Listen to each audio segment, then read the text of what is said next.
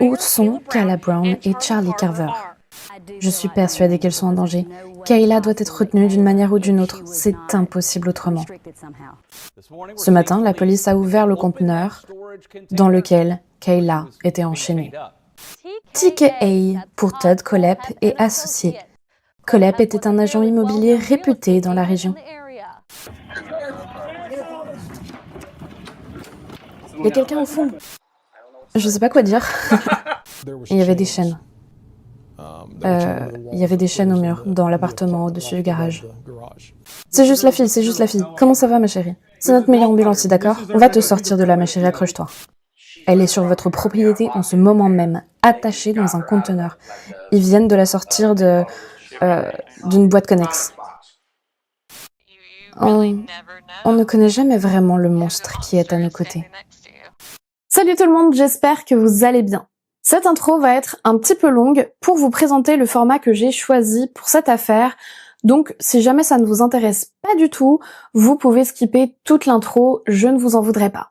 Pour celles et ceux qui sont restés, je vais être honnête, on se retrouve légèrement plus tard que ce que j'imaginais, puisque j'ai choisi de vous parler de Todd Kohlhepp il y a quelques semaines, et j'ai totalement sous-estimé l'ampleur de cette affaire.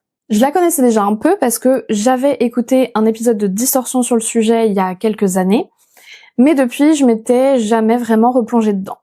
Au final, au cours de nos recherches et de l'écriture avec Juliette, on s'est rendu compte que on allait refaire une énorme vidéo, un peu comme pour Ted Bundy, ce que mon ordinateur risquait de ne pas supporter au moment de l'export de la vidéo. Donc on s'est posé et on a décidé de déconstruire tout notre plan pour refaire une série d'épisodes comme je l'ai fait parfois à l'ancienne sur ma chaîne.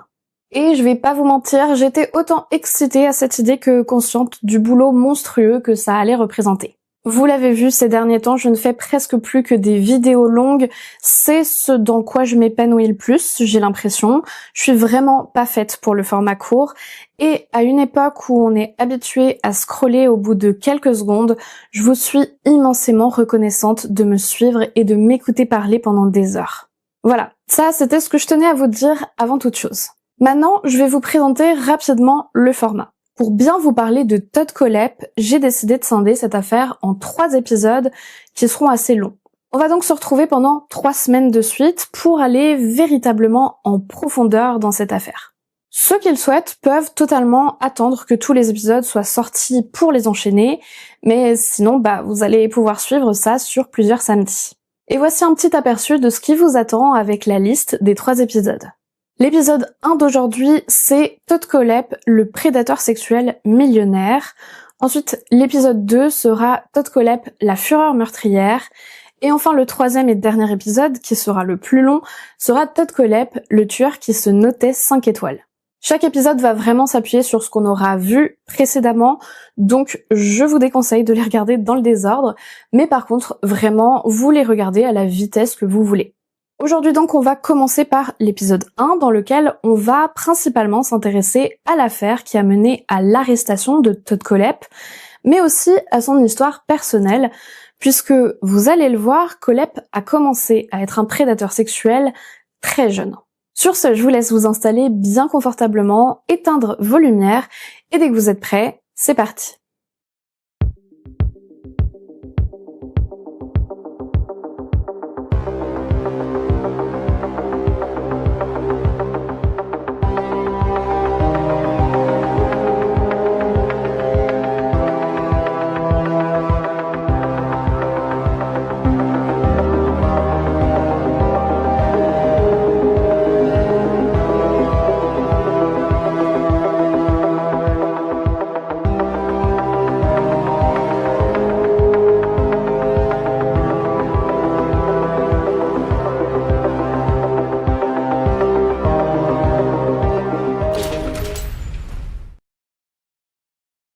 Rien ne laissait penser à Lindsay Mason que ce jeudi 31 août 2016 serait différent d'ordinaire. Mais lorsque son amie Kayla lui pose un lapin pour le dîner, elle est immédiatement prise d'un mauvais pressentiment.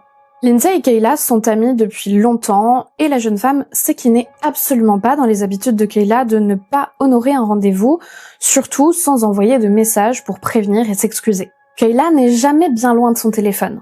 L'inquiétude de Lindsay est renforcée par le fait que ce dîner, il était de l'initiative de Kayla, qui était hyper impatiente de lui présenter son nouveau petit ami, Charlie. C'était ça, le but de cette soirée. On devait se retrouver pour le dîner, afin de faire connaissance. Je connais Kayla depuis 2009. Ça ne lui ressemble vraiment pas de ne pas venir à une sortie prévue comme ça. Et puis, après plusieurs jours, toujours rien, c'est vraiment pas son genre de ne pas donner de nouvelles. Très vite, d'autres personnes s'inquiètent. Le couple, qui s'est formé récemment et vient de s'installer ensemble dans un appartement de la résidence Crossing Apartment d'Anderson, en Caroline du Sud, est étrangement silencieux. D'habitude, Charlie appelle sa mère quotidiennement, ou presque. Kayla aussi. Mais là, personne n'a eu de leurs nouvelles depuis 24 heures. Pas un appel, pas un SMS, pas un message sur leurs réseaux sociaux. Claudia Chifflett, la mère de Charlie, rapporte ne plus avoir eu de nouvelles de son fils depuis le 29 août. Kayla, elle, a échangé par téléphone avec une amie jusque dans la nuit du 30 au 31. Mais avant toute chose, laissez-moi vous présenter un peu mieux Kayla Brown et Charles David Carver. Kayla Victoria Brown a 30 ans. C'est une jeune femme travailleuse. En plus de son job dans un centre de dialyse, elle fait des heures sup pour le compte d'entrepreneurs, notamment pour faire des ménages à domicile. Charles David Carver, dit Charlie ou David, lui a 32 ans. Il travaille pour l'entreprise First Quality Tissue, une boîte spécialisée dans la fabrication de produits en papier à usage domestique et sanitaire. Comme je vous l'ai dit, leur couple est tout récent, et la situation n'est pas idéale. Charlie est fraîchement séparé de sa femme, Nicole, dite Nikki, mais ils sont pas encore officiellement divorcés. Charlie et Nicole se sont rencontrés via un site de rencontre, puis ils se sont mariés en 2014. Ils vivaient depuis environ 3 ans dans l'appartement de Carver, dans la résidence sur Beltline Boulevard, et ce, jusqu'à leur séparation en mai-juin 2016, lorsque Charlie a commencé à sortir avec Kayla. Nicole a officiellement déménagé de l'appartement le 1er juillet 2016, et j'imagine que c'est pour éviter de payer de loyer que Kayla a rejoint Charlie et qu'ils se sont si vite installés ensemble. Mais du coup, cette situation semble avoir créé quelques tensions dans le trio. Cela dit, dans la résidence ou pour leurs proches, Kayla et Charlie sont appréciés et connus pour être des gens agréables, polis, discrets. C'est un homme très terre-à-terre, un mec sympa venu de la campagne. Voilà pour le contexte, on peut maintenant revenir à la disparition du couple. Comme je vous l'ai dit, leurs proches sont inquiets. Les téléphones de Kayla et Charlie sont éteints. Lorsqu'on les appelle, on tombe directement sur messagerie. C'est pas normal du tout.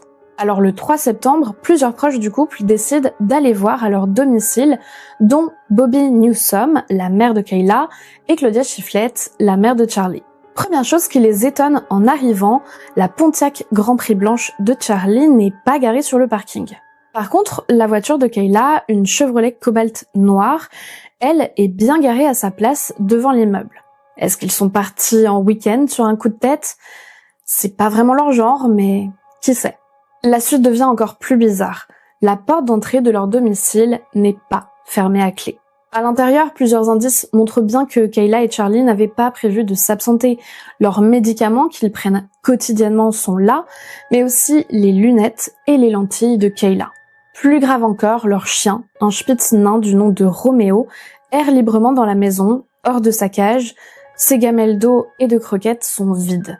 Pour Bobby Newsome, c'est la preuve formelle qu'il est arrivé quelque chose de grave à sa fille. Ce chien, c'était comme son bébé. Elle ne l'aurait jamais laissé comme ça. Je suis persuadée qu'elles sont en danger. Kayla doit être retenue d'une manière ou d'une autre. C'est impossible autrement.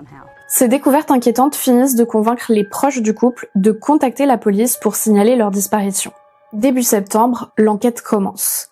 Les caméras de surveillance du First Quality Tissue montrent bien Charlie Carver quitter le travail le soir du 30 août, l'heure normale. Sur l'enregistrement, on le voit quitter le bâtiment alors qu'il est au téléphone, puis monter seul dans sa voiture et démarrer. Sauf que depuis ça, lui et sa petite amie se sont complètement évaporés dans la nature, sans laisser la moindre trace. Si d'un côté, l'enquête officielle peine à démarrer, de l'autre, les proches du couple s'activent pour donner de la visibilité à l'affaire, notamment sur les réseaux sociaux, où ils font circuler des avis de disparition et créent même une page Facebook pour se tenir à jour. Presque un mois passe, sans réponse. Quand soudain, à la surprise générale, Charlie Carver poste une publication sur son mur Facebook dans laquelle il partage avec excitation la grande nouvelle, Kayla et lui se sont mariés. Mais personne dans l'entourage du couple ne semble croire à cette étrange publication, parce que comme je vous l'ai dit, il semble très peu probable qu'ils aient quitté leur domicile sans le fermer à clé, sans prendre leur chien, ou même trouver quelqu'un pour s'en occuper, et sans leurs affaires. En plus, à bien y regarder, ce post qui vient d'apparaître est comme antidaté. Il est inscrit comme s'il avait été posté le 1er septembre, mais les amis et la famille de Charlie savent bien que c'est pas le cas, et qu'il vient juste d'apparaître. En remontant le mur Facebook, ils constatent même que d'autres posts sont apparus soudainement. L'un, soi-disant publié le 1er juillet, dans lequel Charlie Carver et Kayla Brown annoncent attendre un heureux événement, une petite fille, puis encore un autre post en date du 1er août, dans lequel il est mentionné l'achat d'une maison. Bref, ces 3 publications qui apparaissent soudain, a posteriori, semblent tenter de dessiner une histoire idyllique dont personne autour du couple n'avait jamais entendu parler. C'est un peu comme si quelqu'un avait utilisé l'option de publication des messages programmés, mais de façon rétroactive. Autant vous dire que ça ne rassure absolument pas l'entourage de Charlie et Kayla. Mais en fait, à partir de là, soit la fin septembre 2016, le compte de Charlie Carver va commencer à montrer des signes d'activité assez fréquemment en se mettant à poster des mèmes, des phrases énigmatiques, des paroles de chansons, à republier les avis de recherche du couple et même à échanger des commentaires ou des messages privés avec certaines personnes. On va passer en revue certains de ces messages pour que vous compreniez à quel point cette période bizarre a pu être traumatisante pour les proches du couple. Le 24 septembre 2016, en milieu d'après-midi, le compte de Charlie partage un mème issu de la page Inside Joke où il est écrit « Parfois, tard dans la nuit, je creuse un trou dans le jardin pour que les voisins trop curieux continuent de se poser des questions. » Puis quelques minutes plus tard, il reposte un autre mème venant de la page Shut Up, I'm Still Talking, sur lequel on peut lire « Je me demande combien de personnes répondraient si je disais coucou. Alors, essayons. Coucou. » Quelques jours plus tard, le 2 octobre, dans la matinée, un nouveau message fait son apparition sur le mur de Charlie, encore plus bizarre et inquiétant. De quelle couleur est le ruban qui soutient la guérison des gens qui ne peuvent pas s'empêcher de se mêler des affaires des autres ? Dans des conversations privées ou par commentaire, le compte de Charlie semble souvent s'exprimer de façon étrange. Parfois comme si c'était bien Charlie, mais parfois comme s'il s'agissait de Kayla ou d'une tierce personne. Kayla est avec son mari. Pourquoi elle ne peut pas avoir de contact avec nous? Et qui êtes-vous? Elle n'a pas envie. Je n'y crois pas. Je connais Kayla. Elle n'est pas du genre à fuir tout le monde. Vous ou elle devrez au moins faire savoir à quelqu'un qu'elle est en vie. Les gens qui doivent savoir qu'on va bien sont au courant. J'ai tous les droits de poster tout ce que je veux ici. Je connais très bien Charlie et Kayla. Ils ont tous les deux vécu avec moi. Qui es-tu? Tu peux poster des commentaires, mais tu ne peux pas me répondre? J'étais en train de lire un truc. Où es-tu? Est-ce que tu vas bien? Est-ce que c'est vraiment toi? Oui, je vais bien. Est-ce que c'est vraiment toi? Plus de réponse. Mais t'es qui, Mélissa? Juste une amie qui a lu les publications, c'est tout. Eh bien, j'arrêterais de mettre mon nez dans tout ça si j'étais toi. D'ailleurs, comment tu connais mon mari? Par Facebook? Tu l'as déjà rencontré? Où est Kayla? T'es qui pour me poser des questions à propos de ma petite amie? Bref, je vais pas tous vous les faire, mais je pense que vous l'avez compris. À ce moment-là, tout le monde sent bien que ce n'est absolument pas Charles David Carver derrière ce compte. Et vu l'agressivité et l'ironie étrange des messages, c'est particulièrement effrayant. En parallèle, l'enquête de police avance petit à petit. Ils sont parvenus à reconstituer la timeline des derniers jours de Charlie et Kayla avant leur disparition, et voici un résumé de ce qu'ils ont découvert. On sait que le 25 août 2016, Kayla a perdu son boulot au centre de dialyse où elle travaillait parce que elle prenait trop de pauses ou de jours de congé. Je vous avoue que c'est un petit peu étrange et que j'ai pas trouvé d'explication à ces manquements, surtout qu'on sait qu'elle était bosseuse. Est-ce qu'elle était distraite ou fatiguée? On sait pas vraiment. En tout cas, le 30 août, comme je vous l'ai dit, on sait que Charlie a terminé sa journée au travail puisqu'il a été filmé par une caméra de surveillance à 19h35 alors qu'il montait dans sa voiture et quittait le parking de l'entreprise. Ce même jour, Kayla a parlé à une amie au téléphone, Léa Miller. À ce moment-là, Kayla était en voiture en train de rentrer de Greenville, une ville située à 45 km au nord d'Anderson. Le 31 août, tôt le matin vers 6h, Kayla envoie un SMS à son amie Léa « Est-ce que tu es réveillée ?» Puis, en fin d'après-midi, à 17h06, la carte bancaire de Charlie est utilisée dans un McDonald's pour un montant de $13,56.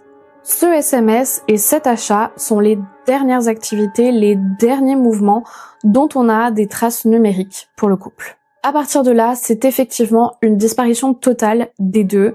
Charlie Carver ne se présente pas au travail le 1er septembre, ni les jours suivants, ce qui est totalement inhabituel. Ce qu'il faut surtout retenir, c'est que tout le mois de septembre, au niveau de l'enquête de police, sert principalement à reconstituer cette timeline, vérifier des infos et des témoignages, mais aussi et surtout faire des réquisitions pour tenter d'obtenir des informations sur la téléphonie de Kayla Brown et de Charles Carver, ainsi que des autorisations pour fouiller leur compte Facebook. Bien sûr, en parallèle, vous l'aurez compris, il y a justement plein de messages étranges qui sont postés sur le compte de Charlie, mais malheureusement, les procédures officielles pour récupérer des données peuvent être très longues. À peu près au même moment, les enquêteurs reçoivent un appel anonyme leur indiquant que Kayla Brown se trouve sur la propriété d'un certain Todd Kohlhepp, un agent immobilier fortuné de la région, basé à Moore à côté de Greenville. Début octobre, la police commence enfin à obtenir des données exploitables, par exemple la messagerie Facebook de Kayla, dans laquelle les enquêteurs découvrent un élément qui va s'avérer crucial, des échanges de messages entre la jeune femme et le dénommé Kohlhepp. Suite à cette accumulation d'éléments troublants, courant octobre, l'enquête se concentre et se resserre presque uniquement autour de Todd Kohlhepp. Avant de continuer mon récit, je pense que c'est le bon moment pour que je vous présente celui qui commence à émerger comme le principal suspect dans cette affaire. Todd Christopher Samsel est né le 7 mars 1971 à Fort Lauderdale, en Floride. Ses parents, William Samsel et Regina Tagg, divorcent alors que Todd est très jeune, il a seulement 2 ans, quand il part vivre avec sa mère en Géorgie. Quelques années plus tard, Regina fait la rencontre de Carl Kohlhepp et se marie très rapidement. Carl a déjà 2 enfants d'un précédent mariage, mais il décide d'adopter le petit garçon de 5 ans, qui prend donc le nom de son père adoptif et devient Todd Kohlhepp. Mais leur relation est tendue. Todd ne s'entend pas du tout avec Carl et il aimerait retourner vivre avec son père biologique, avec qui il n'a plus aucun contact depuis le divorce. D'après sa mère, Todd peut être un enfant plutôt calme et joyeux, mais aussi violent et agressif. Il n'accepte pas d'être contrarié ou qu'on lui dise non ou qu'on lui refuse quoi que ce soit. Et quand sa mère ose s'opposer à lui, il trouve toujours un moyen de se venger. Par exemple en détruisant des meubles ou en inondant la maison. Carrément. On sait aussi que son agressivité, elle pouvait se manifester envers les autres. À l'école, Todd n'arrive pas à interagir de manière normale avec les autres enfants, il détruit leurs jouets, il semble incapable de communiquer avec eux sans agressivité. Il aurait même planté des ciseaux dans la cuisse d'une de ses camarades de classe pour se venger parce qu'elle se serait moquée de lui. Mais c'est pas tout. Il montre également des signes de cruauté envers les animaux.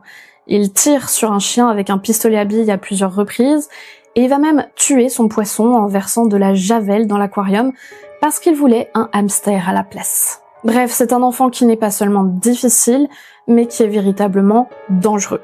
Sa mère raconte même qu'elle est obligée de l'enfermer dans sa chambre la nuit parce qu'elle a peur qu'il tente quelque chose. Todd a 9 ans quand elle décide de l'emmener enfin chez le psychiatre parce que la situation est devenue hors de contrôle et il va même passer plus de 3 mois dans une clinique psychiatrique en Géorgie.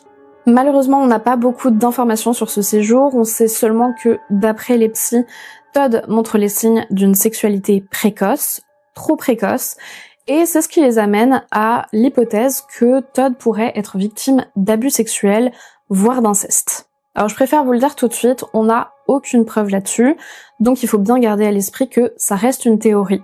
Bien sûr, on connaît aussi les statistiques et on sait que c'est tout à fait possible que Todd ait effectivement été victime d'abus, mais ça n'a jamais été prouvé. En 1982, Todd a 12 ans et sa mère l'envoie passer l'été en Arizona chez son père biologique.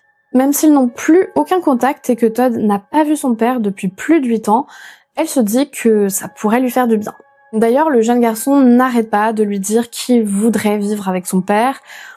Donc, ils passent les vacances d'été ensemble, mais Todd doit retourner en Caroline du Sud pour la rentrée scolaire. Sauf que ça lui convient absolument pas, et il va même menacer de se tuer si sa mère ne l'autorise pas à retourner vivre en Arizona. Alors elle accepte, et en 1984, Todd part s'installer chez son père, William Samsel. Au début, tout semble se passer plutôt bien. Todd enchaîne les petits boulots après les cours pour se faire un peu d'argent. Il travaille au Burger King, il tonde des pelouses et il fait la plonge dans le restaurant de son père. Il s'entend d'ailleurs très bien avec son père et ce dernier va même partager avec lui sa passion des armes. Et oui, parce que ce vétéran de l'armée qui collectionne les armes veut apprendre à son fils comment s'en servir et même comment fabriquer des bombes et faire exploser des trucs. Bon, on est d'accord, c'est pas forcément la meilleure idée. Sauf que, même si Todd idéalise énormément son père, la vérité c'est qu'il est absent. Il est occupé à passer du temps avec ses nombreuses petites amies et il laisse très souvent le jeune garçon seul à la maison. Enfin, ça c'est la version de Todd. Et la réalité est sûrement bien plus nuancée que ça. D'après son père, il passe en fait beaucoup de temps avec son fils. Ils construisent même des maquettes d'avions ensemble. Cela dit, il est pas faux que le père de Todd voyage souvent pour le travail et qu'il demande parfois à des amis de passer vérifier si Todd va bien. Je pense qu'il considère que Todd, qui est maintenant ado, est suffisamment grand pour passer quelques jours tout seul. Mais selon la mère de Todd, le jeune homme est extrêmement possessif et il ne supporte pas que ses parents ne se consacrent pas entièrement à lui. Même si Todd déforme probablement la réalité en disant que son père n'était jamais là durant son enfance et qu'il se souciait plus de ses petites amies que de lui, il semble clairement avoir eu du mal à supporter les absences de son père et ce qu'il perçoit comme un manque d'attention de sa part. D'ailleurs, Todd Kohlhepp va même finir par demander de retourner vivre avec sa mère, sauf que sa mère, est quand même beaucoup plus tranquille depuis qu'il ne vit plus avec elle. Et donc, elle va trouver plein d'excuses pour éviter qu'il ne revienne en Caroline du Sud. Et bon, vous savez maintenant que, visiblement, contrarier Todd, c'est dangereux. On l'a vu, c'est un garçon violent, agressif, qui se venge dès qu'il a le sentiment qu'on lui a causé du tort. Et le 24 novembre 1986, ses pulsions de violence vont prendre une toute autre dimension. Ce jour-là, Todd va frapper chez sa voisine, Christy Granado. La jeune fille a 15 ans, le même âge que Todd, et ils se connaissent vaguement puisqu'ils habitent à quelques centaines de mètres l'un de l'autre. La suite des événements, on la connaît en partie grâce au documentaire Serial Killer Devil and Chain et au témoignage de Christy Granado qui a raconté tout ce qui s'est passé le 24 novembre 1986. Todd va chez Christy et lui dit que son petit ami veut lui parler. Elle sort de chez elle, elle ferme la porte, elle se retourne vers Todd et elle constate avec horreur qu'il a maintenant un revolver braqué sur elle à quelques centimètres de son visage. La jeune fille panique, elle essaye d'attraper le canon de l'arme et le coup part. Heureusement pour elle, l'arme s'enraye et Christy réalise qu'elle vient d'éviter la mort de justesse. Après ça, Todd Kohlhepp lui ordonne de la suivre jusque chez lui et la jeune fille décide de coopérer. Elle sait maintenant que Todd n'hésitera pas à tirer si elle refuse. Ils arrivent chez les Kohlhepp quelques minutes plus tard, ils sont seuls. Le père de Todd est au Nebraska pour le travail et il ne reviendra pas avant plusieurs jours. Une fois à l'intérieur, Todd attache les mains de Christy avec de la corde et lui met du scotch sur la bouche pour l'empêcher de crier et il la viole. Après l'agression, il la raccompagne chez elle et avant de partir, il la prévient que si elle ose parler de ça à qui que ce soit, il la tuera, elle et toute sa famille. Juste après, quelqu'un, on ne sait pas exactement qui, mais sûrement les parents de la victime, va quand même contacter les autorités. Et quand les policiers arrivent au domicile des Kohlhepp, ils trouvent Todd, seul, armé d'un fusil qu'il pointe vers le plafond. Sa réaction devant les policiers est déconcertante. L'adolescent baisse son arme et demande « Je risque combien d'années pour ça ?» Il est immédiatement arrêté et conduit au poste de police pour être interrogé.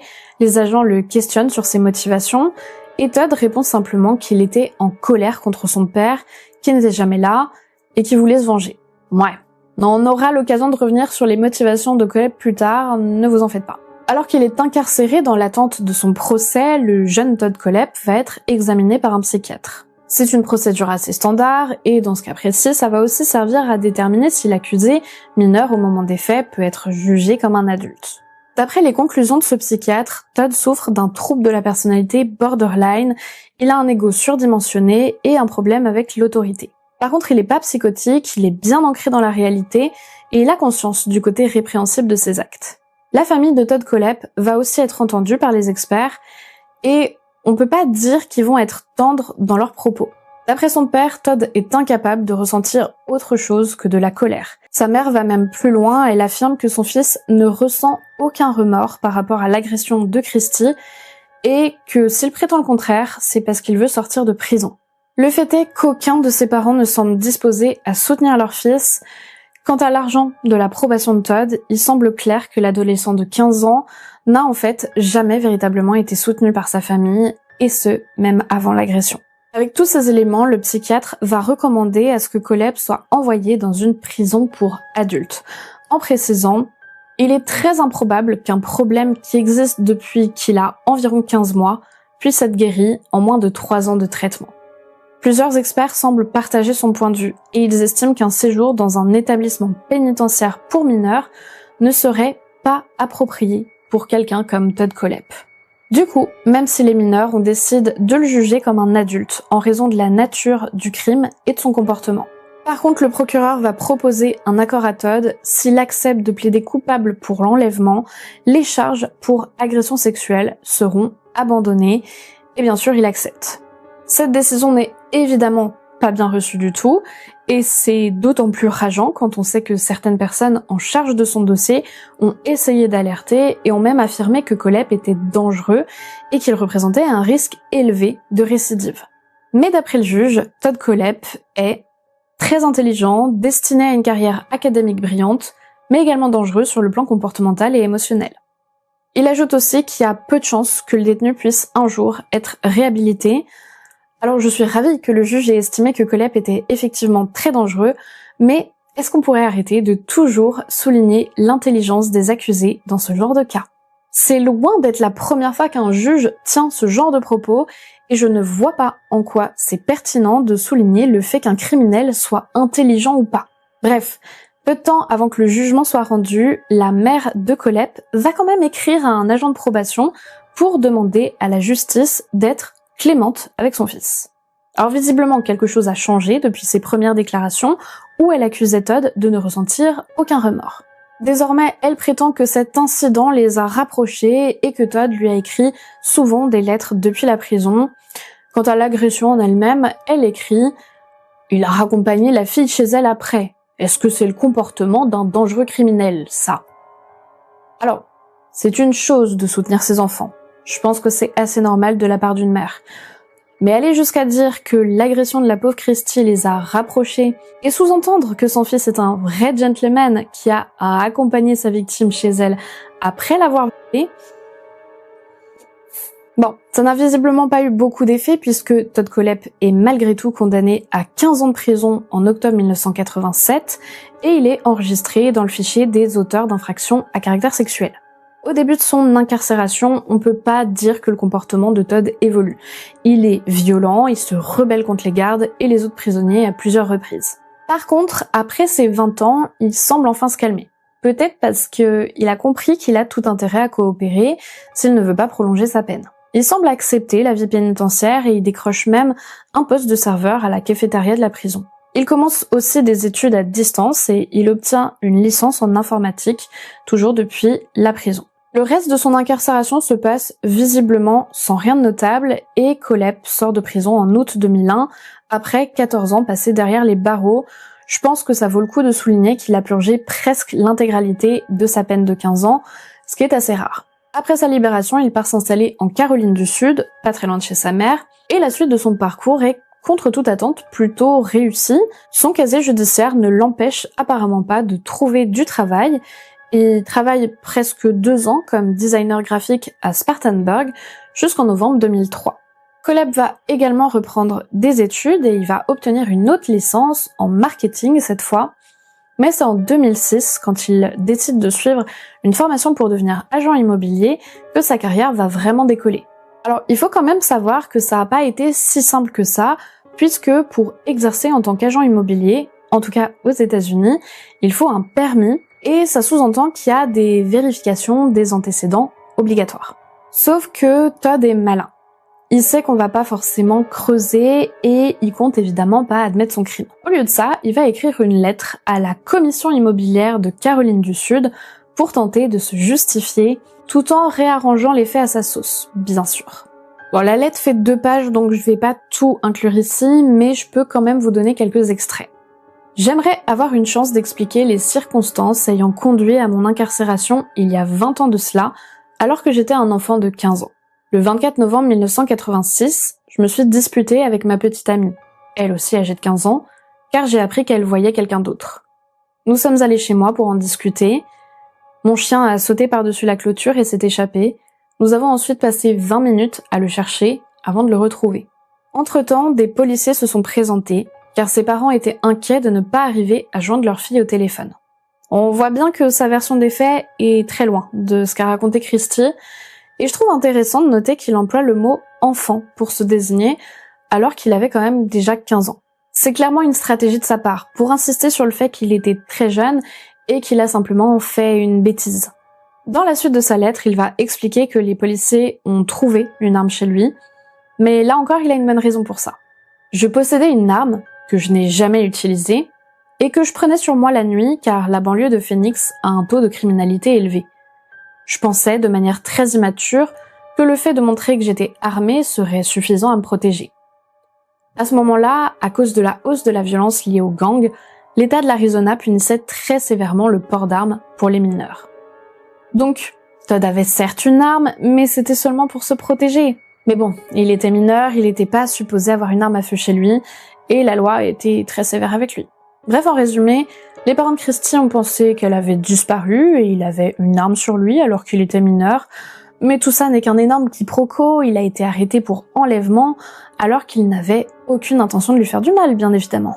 Je sais que quand on connaît la vérité, sa version est plus que difficile à croire. Mais je rappelle qu'officiellement, Kohlhepp n'a été condamné que pour l'enlèvement de Christy et pas le viol. Donc, dans son casier judiciaire, il n'y a aucune trace de cette agression. Et puis dans sa lettre, il insiste bien sur le fait qu'il est sérieux et diplômé, qu'il était un peu stupide quand il était jeune, mais qu'en réalité, c'est un honnête citoyen victime d'une tragique erreur de justice. Et ça passe. Todd devient effectivement agent immobilier, et il est même très doué. Il est rapidement reconnu comme le meilleur vendeur de la région, et va même créer sa propre entreprise, TKA Real Estate, qui emploie une douzaine d'agents immobiliers. Il gagne donc très bien sa vie, il achète plusieurs propriétés et il va même passer sa licence de pilote privé. À première vue, en 2016, on pourrait penser que Todd Kohlhepp s'est rangé et que la prison a fait de lui un honnête citoyen, mais il y a quand même pas mal de détails inquiétants dans son comportement. D'après certains collègues, Todd Kohlhepp passe des heures entières à regarder des films porno au bureau, même si, évidemment, ça met tout le monde très mal à l'aise. En plus de ça, il est condescendant, colérique et il fait souvent des commentaires sexuels déplacés à ses collègues femmes, mais aussi à ses clientes. En effet, selon plusieurs clientes, Kohlhepp était certes très professionnel et extraverti, mais il avait la fâcheuse tendance à évoquer ses armes à feu dès qu'il en avait l'occasion, tout en faisant des sous-entendus sexuels malaisants. Enfin, d'après l'un de ses locataires, Todd est un type louche, qui parle tout le temps de lui, qui parle beaucoup d'argent et du nombre de personnes qui travaillent pour lui. Il est aussi très manipulateur, et il fait toujours en sorte d'avoir le contrôle sur la situation. Ça va même plus loin, puisque Jennifer Waddell, une autre cliente de Kohlhepp, a déclaré qu'il ne se contentait pas de parler de son arsenal, non, et se vantait d'avoir tué plusieurs personnes avec des armes à feu. Jennifer aurait même contacté les autorités à plusieurs reprises pour s'entendre dire qu'il ne pouvait rien faire, à moins qu'elle n'ait vu les armes, ce qui n'était pas le cas. Et oui, parce que Todd est malin, hein. Il se vante, il raconte beaucoup de choses, mais sans rien de concret et de vérifiable derrière. Donc même si Todd Kohlhepp semble être un agent immobilier à succès, riche et bien intégré, on voit quand même qu'il y a plusieurs éléments qui montrent que son comportement est loin d'être normal et qu'il est même carrément flippant. Rien qu'un petit tour sur son profil Facebook suffit à réveiller un malaise palpable.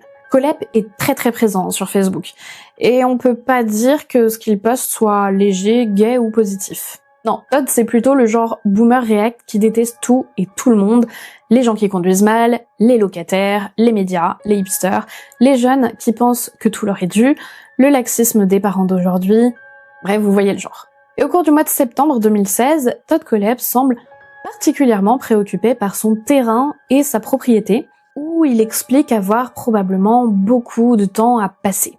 Il publie à 12 reprises des messages à ce sujet et mentionne des activités qui éveillent quelques soupçons, comme le fait d'avoir déversé plusieurs tonnes de gravats pour remplir des fossés.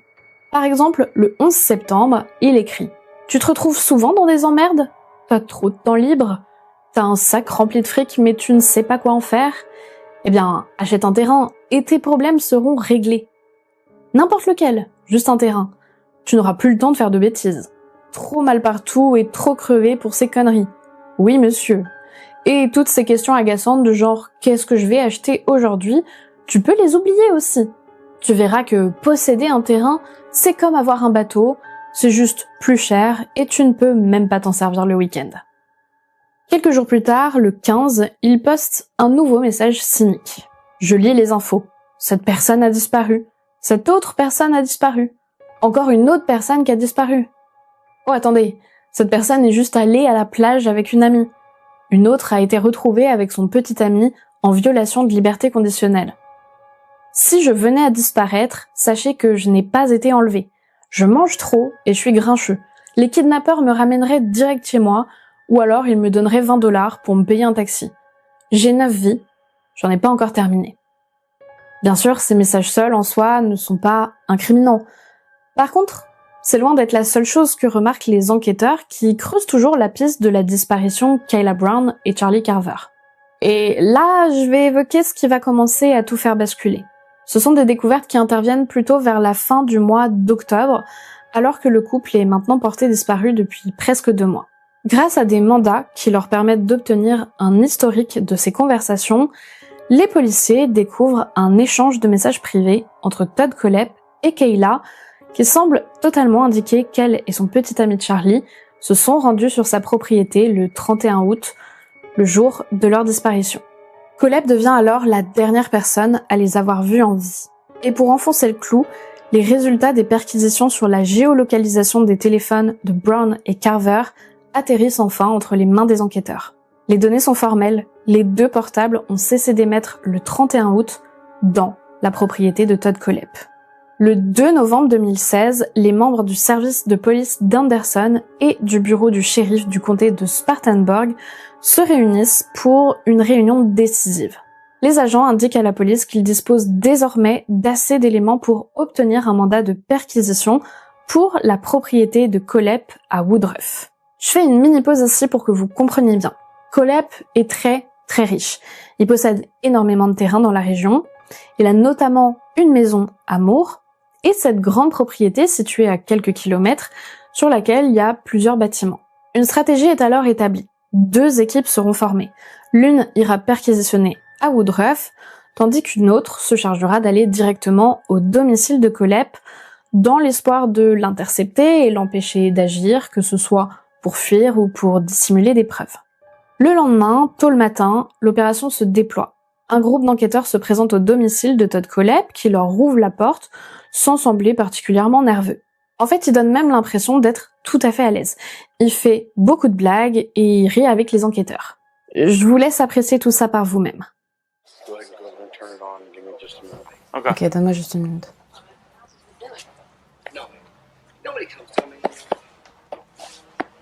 Bonjour. Comment allez-vous? Ça va bien. Oh, good. Super. Hi. Hello. Je sais pas quoi dire. Whatever Tout you ce que want. vous voulez.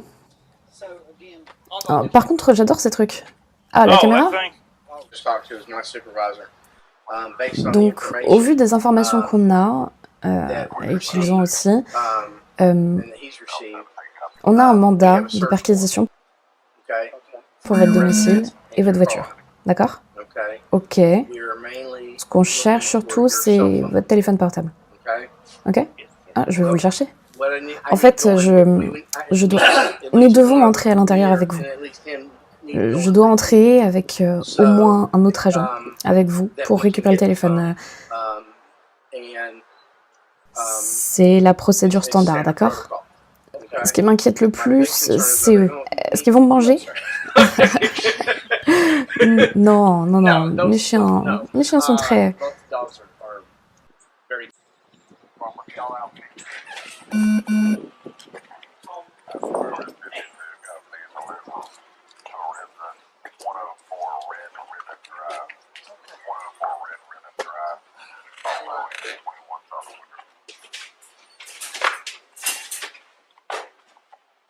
Tess.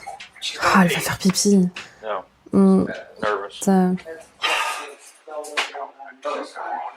Mais après quelques minutes de conversation légère au sujet des chiens et d'autres banalités, les questions des enquêteurs recentrent la discussion sur le sujet de la disparition de Kayla et Charlie.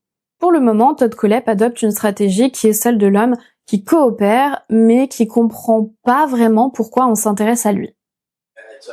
C'est à vous de voir. Hein. Ok.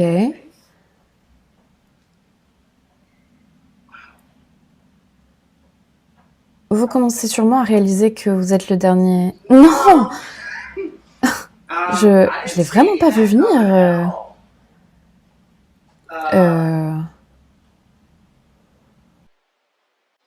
En fait, on vous donne la possibilité de clarifier certaines bizarreries qu'on a pu voir, par exemple, de ce qu'on a trouvé dans les téléphones, des informations qu'ils ont reçues, et ok, de ce que vous nous avez dit aujourd'hui.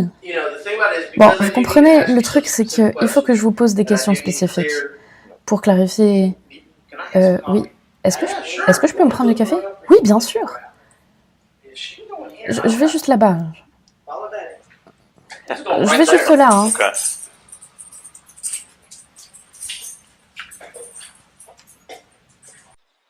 Okay. Le jour où ils sont venus sur votre propriété, ils conduisaient quel genre de voiture? De quelle couleur? Blanche? Vous vous rappelez de quel modèle il pouvait s'agir? Est-ce que c'était une voiture, un SUV ou... C'était une voiture. Est-ce que c'est elle qui conduisait? Je crois pas. Hein. Je me rappelle pas, mais je crois pas. L'autre truc, c'est que... On sait qu'elle était sur votre propriété pendant plus d'1 heure. Elle est restée sur votre propriété pendant des heures et des heures. Donc, ça, c'est bizarre.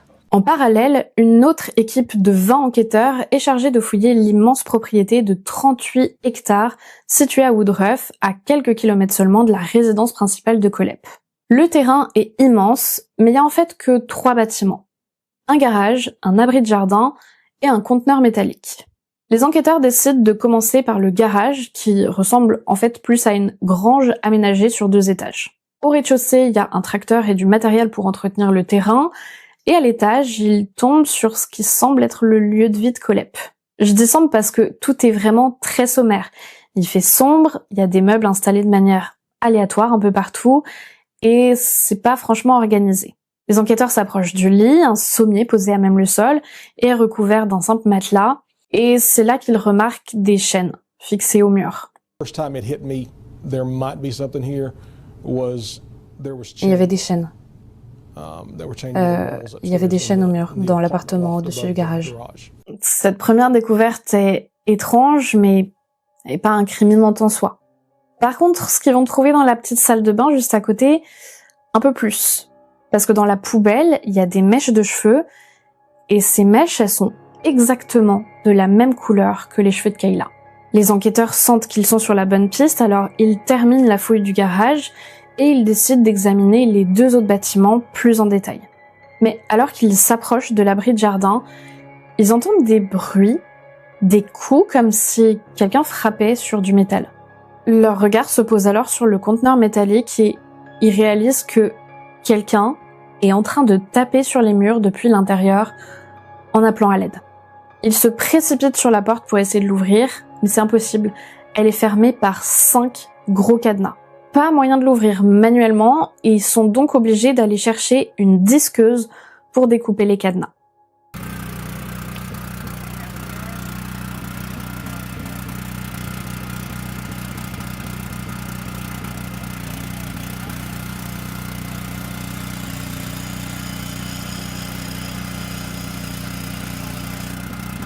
Après une dizaine de minutes, les 5 cadenas découpés tombent au sol et les policiers entrent enfin dans le conteneur.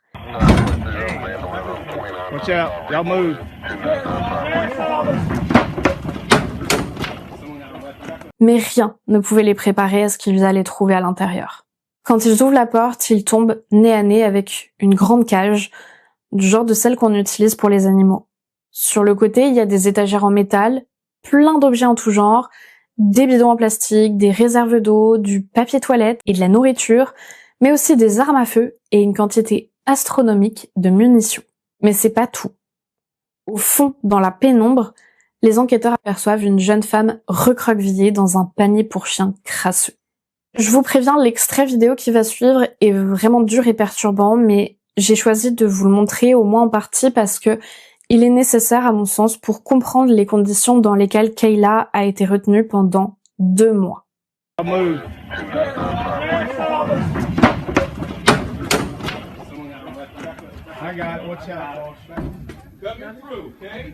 Attention, Joey, reculez. Est-ce que ça va? Vous êtes armé? Comment tu t'appelles? C'est juste la fille. C'est juste la fille. Comment ça va, ma chérie? C'est notre meilleur ambulancier, ok? On va te sortir de là, ma chérie. Accroche-toi. J'ai besoin de la clé des menottes. Qui a la clé? Attendez, reculez.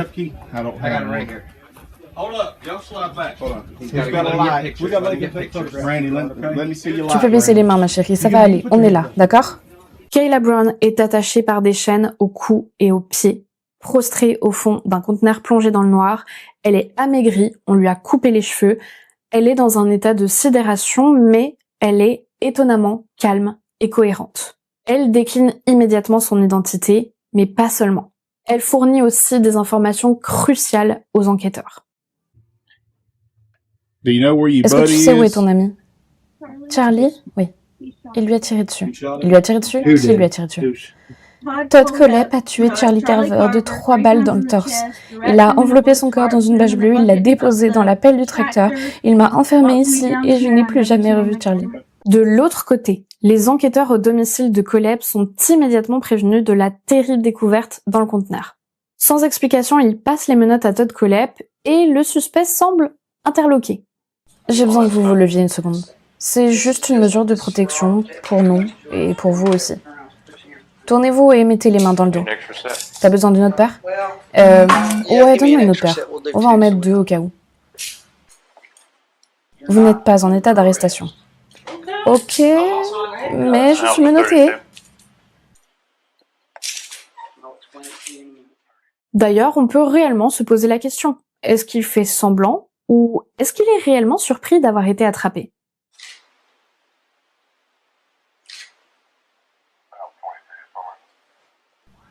Pourquoi est-ce que je suis menottée? Ça fait partie de la procédure d'enquête. D'accord, je comprends pas trop ce que ça veut dire, mais bon.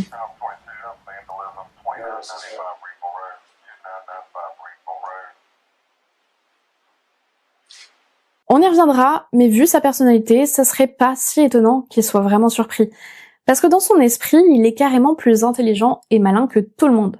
Mais quelques minutes plus tard, le ton change totalement quand les enquêteurs annoncent enfin à Todd Kohlhepp avoir retrouvé Kayla dans sa propriété de Woodruff. Bon, voici où on en est, monsieur Kohlhepp. Pendant qu'on était ici, mes officiers ont fait une perquisition sur votre propriété, d'accord? On a Kayla. Pardon? On a Kayla. Elle était sur votre propriété, enfermée dans un conteneur, ok?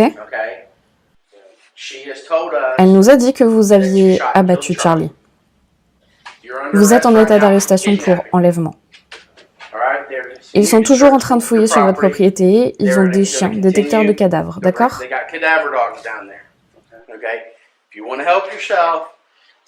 C'est dans votre intérêt de nous dire où est Charlie pour qu'on puisse retrouver son corps. D'accord. Voilà, c'est la situation actuelle. D'accord. Est-ce que vous voulez coopérer et nous dire où est le corps de Charlie pour qu'on puisse le récupérer? Non, monsieur. Vous ne voulez pas? Non, monsieur. D'accord. Pourquoi est-ce que vous l'avez abattu? Je n'ai abattu personne, monsieur. D'accord, pourquoi est-ce que vous avez enfermé Kayla dans le conteneur sur votre propriété? Je ne sais pas de quoi vous parlez. Elle est sur votre propriété en ce moment même, attachée dans un conteneur. Ils viennent de la sortir d'une boîte connexe. Elle était enfermée dans un conteneur, ils l'ont retrouvée. Il y a 20 enquêteurs sur votre propriété. Ils l'ont trouvée dans la boîte connexe. Donc elle n'a jamais quitté votre propriété. Vous l'avez enfermée dans la boîte connexe et elle a dit aux enquêteurs que vous aviez abattu Charlie. Donc là, je vous donne une opportunité pour nous rendre service. Et vous rendre service à vous-même en nous disant où est le corps. Parce que, d'après elle, vous l'avez enterré quelque part sur votre terrain. Non, monsieur. Donc, vous êtes en train de dire que vous ne l'avez pas enfermé, que vous ne l'avez pas enchaîné dans une boîte connexe. Rien. Non, monsieur, je vais avoir besoin d'un avocat. C'est une bonne idée. Mettez-le à l'arrière de la voiture. Bon. Vous venez de le voir, Todd Kohlhepp nie tout en bloc. Il refuse de coopérer et demande d'avoir un avocat, ce qui oblige les policiers à arrêter de l'interroger. Kohlhepp est placé en garde à vue sur le champ et emmené au poste de police.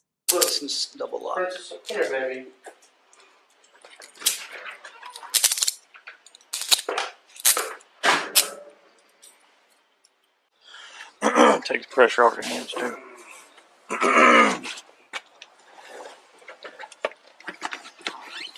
Come here, man. Presque au même moment, dans l'ambulance qui la transporte jusqu'à l'hôpital, Kayla Brown est interrogée par la police. Et son témoignage ouvre soudain une fenêtre vertigineuse sur l'histoire de Todd Kohlhepp. Il dit qu'il est mort et enterré, il dit qu'il y a plusieurs corps enterrés sur la propriété, et il dit que les chiens ne trouveront rien parce qu'il y a du piment partout. On va t'aider à sortir, ma chérie. Il dit qu'il y a quoi?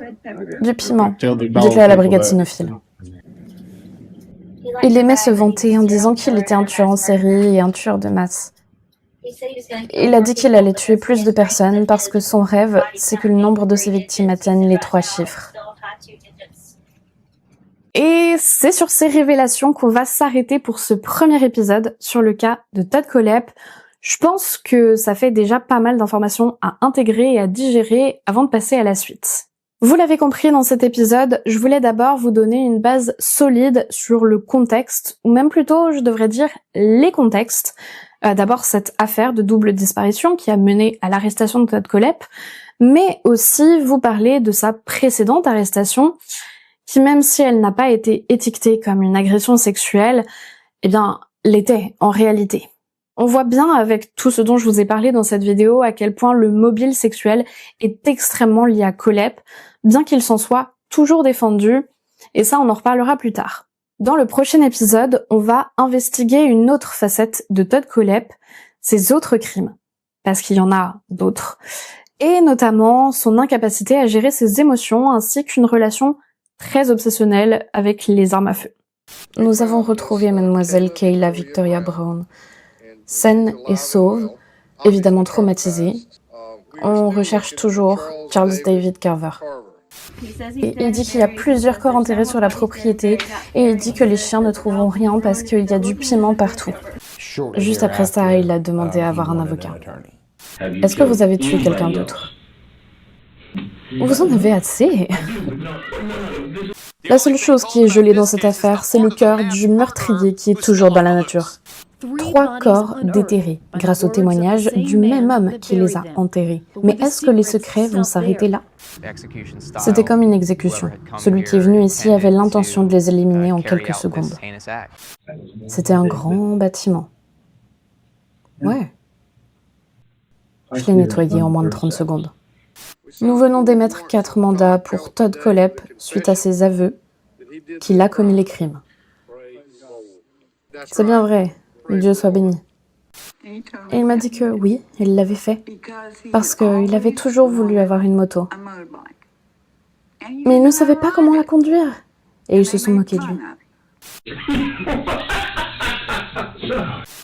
C'est horrible, je veux dire, c'est un fils, un frère, un ami. Depuis ce jour, mon cœur s'est brisé. Il l'est toujours. J'espère vraiment que mon travail dans ce premier épisode sur cette affaire vous a plu et vous a appris des choses.